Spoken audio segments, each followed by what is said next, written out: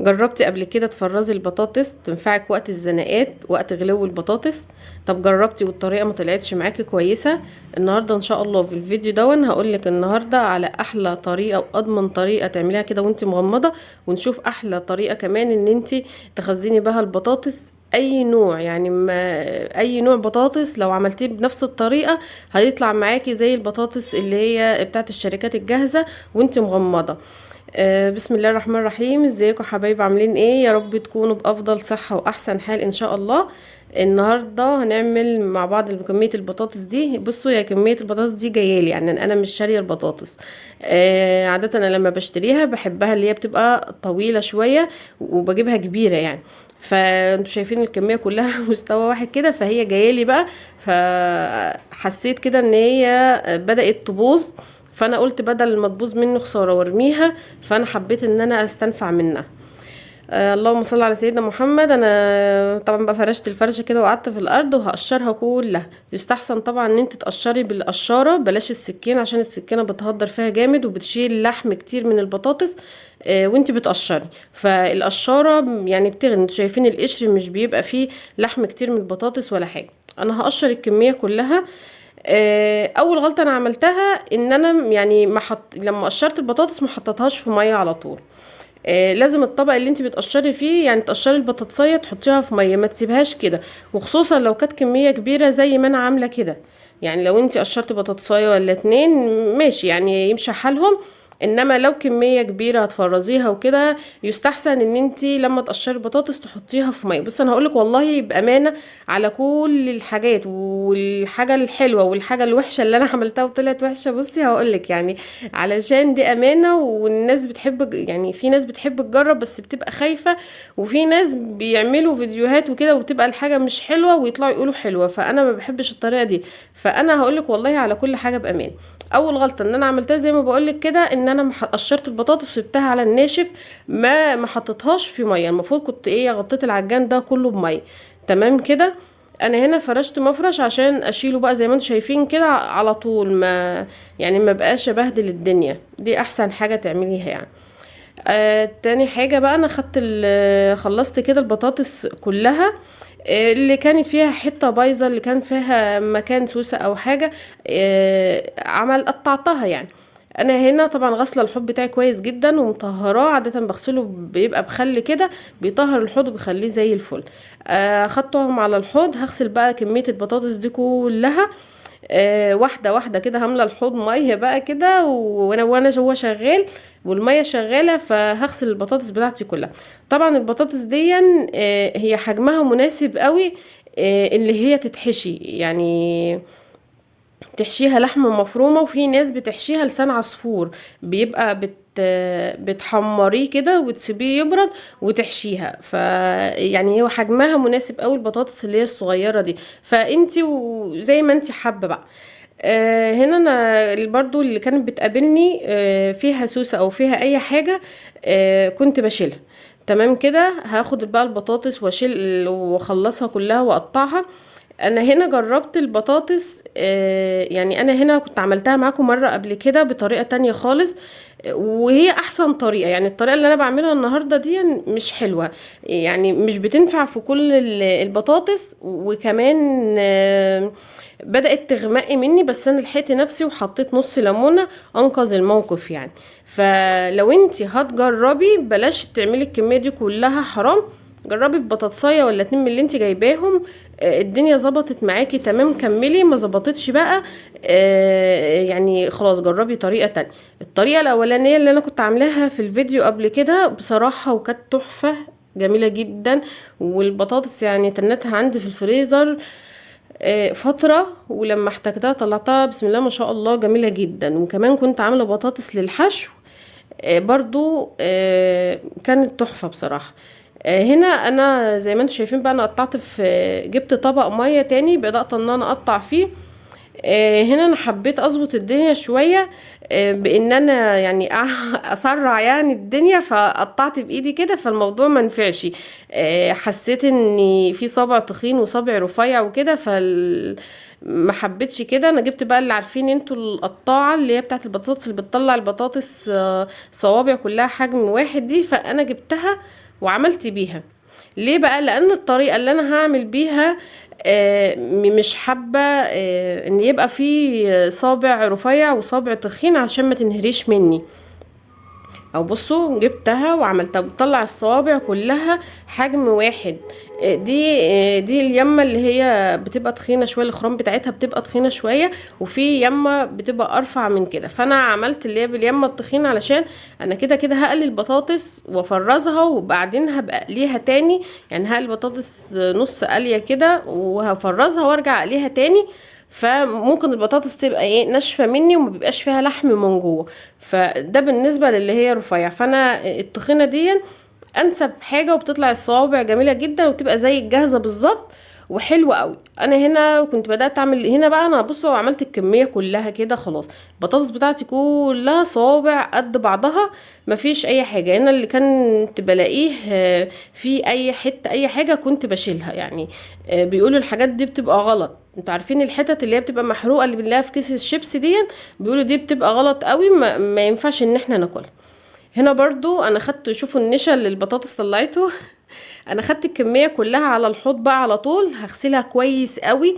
هنزل كل النشا اللي في البطاطس، مش هخلي فيها اي حاجه.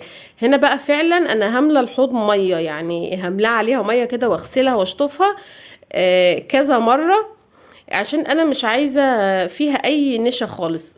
وهفرش قماشه قطن كده، او مثلا لو عندك ملايه قديمه بقى اللي بتخليها للاكل او اي حاجه من الحاجات دي. طبعا الحاجات دي احنا مش بنرميها يعني. لو عندك ملايه قديمه ولا حاجه افرشيها، وهفرد عليها البطاطس جنب بعضها كده وانشفها كويس قوي. برضو مش عايزه يبقى فيها ميه، عشان يعني البطاطس لما بتحطيها كده بيبقى فيها ميه، بتحس ان البطاطس بتطلع ايه طريه، حتى لو هي نوعها كويس ومن اللي بتقرمش وكده. فبتلاقي البطاطس بتطلع طريه. ليه؟ لان انتي غسلتيها ورحت حطاها في الزيت بميتها، سيبيها تتنشف شويه، حطها في الزيت ناشفه هتشوفي الفرق. هنا بقى انا غسلت البطاطس كويس قوي. هبدأ ان انا اجيب المصف بتاعتي، جبت مصفتين اتنين كده كبار، وهبدأ ان انا اصفي فيها البطاطس بتاعتي. هنا انا ما حطيتش عليها اي حاجه خالص، ميه من الحنفيه عاديه خالص زي ما انتم شايفين كده. وغسلتها وشطفتها مرتين، يعني مره غسيل ومره شطف، عشان اضمن ان النشا تنزل من البطاطس. مهم قوي برضو ان البطاطس تتغسل عشان النشا اللي فيها. يعني جربي كده البطاطس لما مثلا تقشري البطاطسايه وتغسليها وتروحي مقطعاها بقى وما تغسليهاش تاني، وتيجي تقليها تلاقي البطاطس مسكت في بعضها في الزيت.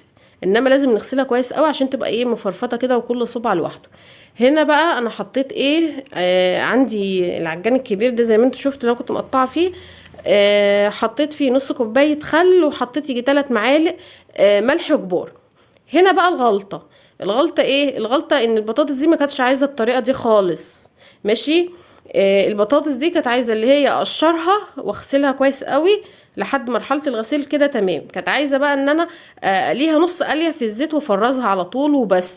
ودي الطريقه اللي انا ايه كنت بعملها على طول بصراحه، بس انا حبيت ان انا اجرب الطريقه دي، وفاتني ان انا اجرب في حبه او اتنين تمام كده. فعشان كده انا بقول لكم يعني ما يبقى عندكم حاجه تجربوا في حاجه صغيره الاول، ما تجربوش في الكميه دي كلها. طبعا هنا انا اول ما حطيت البطاطس في الميه لحد ما لونها بدأ يغير كده، وبروح مطلعاها في ميه تانية بتلج، ميه تانية متلجه. يعني انا الطبق التاني دون فيه ميه متلجه، حتى الميه ما كانتش مجمده قوي، جبت ازازه تلج من الفريزر رحت حطاها فيه. لازم تبقى الميه مجمده لحد كده تمام قوي، وما حسيتش باي حاجه. اللهم صل على سيدنا محمد. اول ما حطيتها في الميه الساعه حسيت ان هي بدات تتغير كده، فلحقت نفسي بقى ورحت ايه عصره ليمون في الميه تاني عشان الكميه التانية.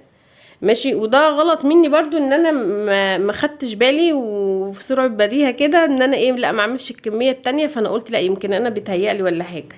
كنت حابه اجرب حتى ان هي مثلا لو عملت لو قعدت في الفريزر هتسود او يجرى لها اي حاجه. بس الحمد لله يعني هي ما اسودتش ولا جرى لها حاجه. بس انا حابه اقول لكم ان انتوا لما تيجوا تجربوا جربوا في ايه في حاجه صغيره بس. انا هنا طبعا يعني ايدي فيها على طول لان دي بطاطس، وانا مش هسلقها يعني، مش هوصلها لمرحله السليق. انا عايزاها بس يا دوبت لونها يغير. اول ما لونها يبدا يغير كده هروح شايلاها حطاها في الميه الساقعه المتلجه. فرشتها بقى على ملاية كده في الارض، وبدأت ان انا انشفها بمناديل المطبخ باي حاجة، المهم ان هي تنشف من المية اللي فيها خالص، ما يبقاش فيها اي مية خالص، تبقى ناشفة. عندي بقى زيت سخن قوي. آه، لما تقلي البطاطس في زيت سخن قوي ما بتديكيش يعني. هو المفروض اصلا الطريقه الكويسه ان انت تقلي بيها الزيت، ما تستنيش لما الزيت يقدح جامد جدا وبعد كده تحطي البطاطس. لا، المفروض يعني لما الزيت يبدأ يسخن كده تحطي البطاطس، والبطاطس تعمل مع الزيت، يعني المفروض، وبيديكي طعم جميل لان انتي لما بتحطي البطاطس في الزيت وهو سخن جدا، الزيت درجة حرارته بتهدى وبعد كده بيرجع يغلي تاني. فده مش يعني، انا اسمع والله اعلم ان ده غلط. ماشي. هنا انا بدأت بقى خلاص، انا يعني انا عايزه البطاطس بتاعتي توصل للمرحله اللي انا وريتها لكم دي. خلاص انا حاطه زيت كتير، مغطي البطاطس خالص. لما توصل للمرحله اللي هي برضو بصوا كده خلاص، انا جبت صاج كده وفرشت عليه مناديل المطبخ، وهبدأ ان انا اطلعها وافردها جنب بعضها واحطها في الفريزر. يعني استنى لما تبرد واحطها في الفريزر جنب بعضها كده. عارفين الصاجات اللي هي بتاعت القرص الحاجات دي؟ انا عندي منها بس السمك بتاعها بيبقى رفيع شوية. او صاجات الفرن اللي هي الالمونيا، اي حاجة عندك كبيرة او صينية او حاجة ان هي ممكن تدخليها الفريزر. انا عملت في الصاجات اللي هي بتاعت القرص، فرشت عليها مناديل، وممكن كمان ما تفرشيش عليها مناديل او افرشي ورق زبدة اي حاجة، بس عشان المناديل لما البطاطس بتتجمد بتلزق في المناديل، فاحنا مش عايزين الدرجة دي. ممكن تحطيها على الصاج على طول وما تفرشيش اي حاجة خالص. تمام كده. انا عملت واقف في صاج واحد بس فرشت فيه مناديل. لما جمدت المناديل لزقت في البطاطس، فبعد كده ما حطيتش بقى في الصاج التاني، ما حطيتش اي مناديل خالص. هكمل بقى كل الكمية بالطريقة دي، وهفردها في الصاجات كده بطاطساية جنب بطاطساية كده علشان تتجمد. تعالوا بقى اما نعمل التتبيلة الجميلة اللي احنا بنشتريها من بره، وكمان غليت قوي بقى الكيس قد كده مش عارف 3 جنيه ولا 4 جنيه. تعالوا اما نعملها. انا هنا حطيت في طبق معلقة كزبرة وكركم، والكركم ايه كاري لا برضو مش كاري، استنى عشان انا متلخبطه خالص. حطيت معلقه كزبره كبيره، ومعلقه بابريكا، وتوم باودر، وبصل باودر، وحطيت ملح بكمون. وكمان عارفين مرقه الدجاج اللي هي الفوريه دي، حطيتهم وقلبتهم كويس قوي مع بعض. كان عندي التوم بصوا مني كنت حطاه في التلاجة فمكور سنه كده، فبدات ان انا افكه وجميله جدا. بصوا ده مرقه الدجاج اللي هي الفوريه، بتظبط الدنيا، بتظبط طعمها قوي، وبيبقى ايه، بتبقى زي اللي بره. طبعا هو الكيس ده بصوا حبه قد ايه، يعني لو انت قالي اصلا حبه بطاطس مش هيقضيهم، فانت اعملي كميه عندك كده وحطيها في برطمان. كل ما تقلي بطاطس حطي عليها، بيبقى طعمها جميل قوي، بتخلي البطاطس طعمها حلو. ممكن كمان تعملوها لولادك ياكلوها جنب كاتشب جنب حاجه، وبترش عليها التتبيله دي، بيعشقوها اصلا العيال يعني ماشي. هنا انا حطيت في الملاحه دي، حبيتها قوي، عامله زي البرطمان كده، وفي نفس الوقت مخرمه وحلوه، فماشي تمام يعني. بصوا هنا بعد ما فرستها بصوا ما سودتش ولا جرى لها حاجه. ليه؟ لان انا لحقت نفسي وعصرت ايه، نص ليمونه. تمام كده، نص الليمونه ده هو اللي انقذ الموقف. فاحنا نتفادى الوضع ده وما نحطش، ما نعملش بالطريقه دي. خليكم في الطريقه التانية اللي هي ان احنا نقليها نص قليه ونجمدها ونعبيها في اكياس، وبعد كده نبقى لما نعوز نقليها. دي احلى طريقه. هنا بقى انا بصوا البطاطس اللحم بتاعها من جوه عامل ازاي، وكمان ناشفه ومقرمشه وجميله خالص. هي بصراحه الكاميرا والله ظلماها خالص، لان انا كنت صورت بتليفون والكاميرا بتاعته مش قد كده، فهي ظلماها بصراحه خالص يعني. فهنا بصوا انا بقى رشيت عليها التوابل دي، هي كانت سخنه قوي.